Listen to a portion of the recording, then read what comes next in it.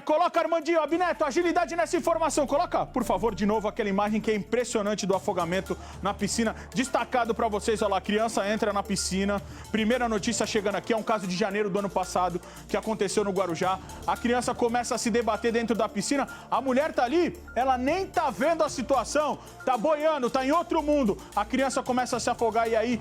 desespero total de parentes, amigos que tiram essa criança dentro da água, lógico, com o pulmão cheio d'água. A situação é complicadíssima e isso acontece, por incrível que pareça, e muito nas férias, e aconteceu numa piscina de Bertioga em um condomínio. Por favor, Marcela Munhoz jogando aqui no nosso telão no vídeo.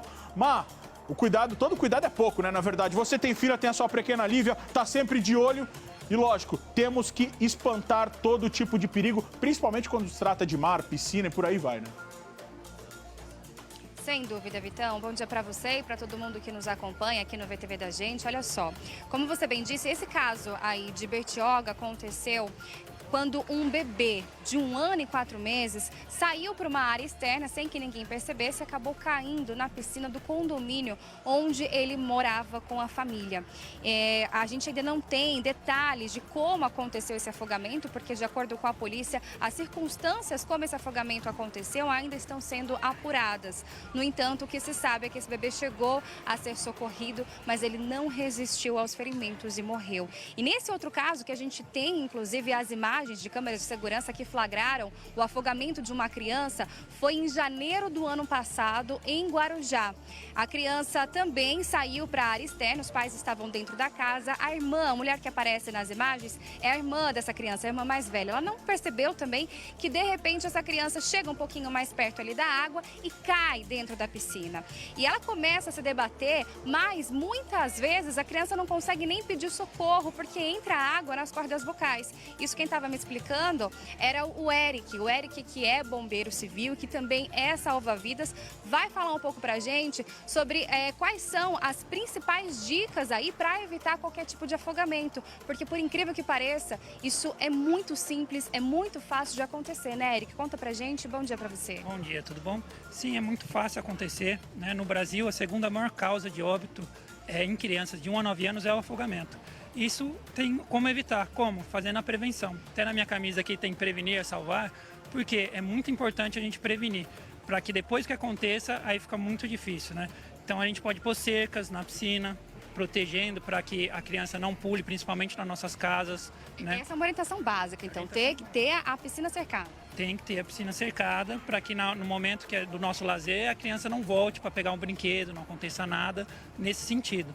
E a gente tem que estar sempre cuidado. Então a gente fala sempre, os pais têm que estar um braço da criança, para que realmente não perca os filhos. Igual você falou, eles não conseguem gritar às vezes se afogando. Então o pai está tomando sol, né, igual a gente viu no vídeo lá, está bem próximo e não consegue ver que a criança está se afogando porque ela não faz barulho, ela não consegue gritar socorro e é muito rápido. Então um cerco de 3 minutos pode gerar 93% de chance de óbito.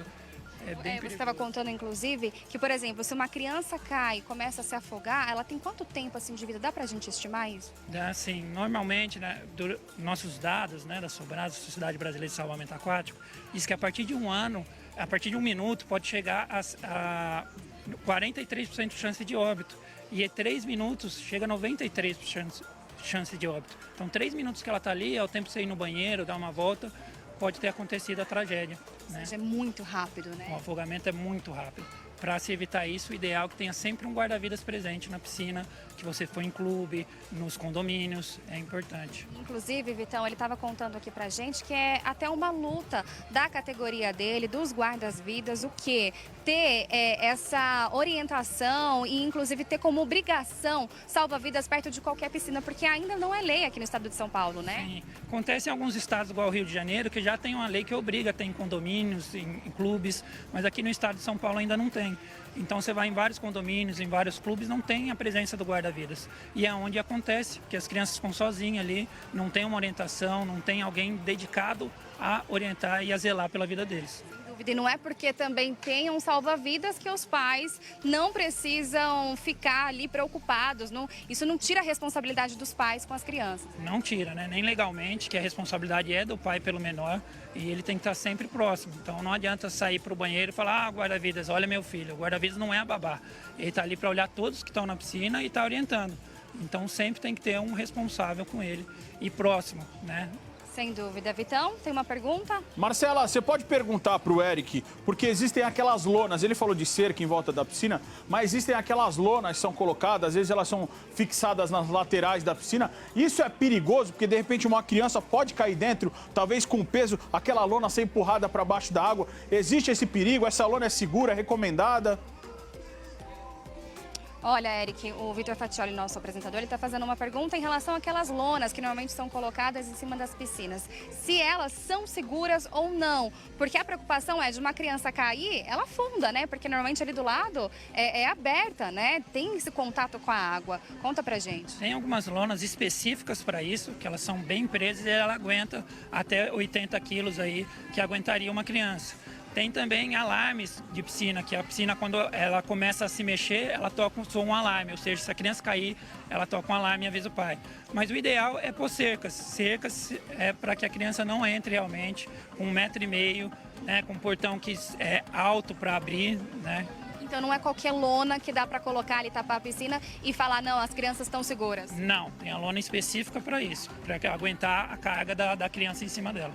Certo, obrigada, viu, pelas suas informações. Vitão, volto com você. Muito obrigado, Marcela Munhoz. Obrigado ao Eric aí pelos esclarecimentos. E pode colocar o Dr. Paulo Radich aí na tela, por favor, que eu tenho uma pergunta para ele. Doutor, nesses casos específicos, como aconteceu aí na morte dessa criança e outras tragédias que infelizmente acontecem em relação a isso, o que diz a lei legalmente? São acidentes domésticos, mas o que diz a lei, como procede a lei em relação a isso? Vitão, ocorrendo uma morte não natural, é instaurado um inquérito policial para apurar se houve responsabilidade de alguém. No caso, uma negligência ou alguma imprudência. Havendo essa responsabilização, muitas vezes dos pais, que descuidou e permitiu, com esse descuido, que a criança caísse e se afogasse, naturalmente esse pai poderia responder por homicídio culposo. Mas a lei, ela foi sábia nesse quesito. Ela sabe que numa situação desta, o pai já é penalizado com a perda do seu filho. Não existe pena maior do que esta. Então, neste caso, o juiz deixa de aplicar a pena porque esta pena ela já ocorreu com a própria perda do filho. Então, não há uma punição concreta para o estabelecimento de prisão, multa ou outra pena qualquer. Muito obrigado. Bem colocado, doutor Paulo Radich. Infelizmente, a mãe e o pai já é penalizado com a perda do filho e ainda ele ser penalizado pela lei, ou seja, uma dupla penalização, não tem porquê.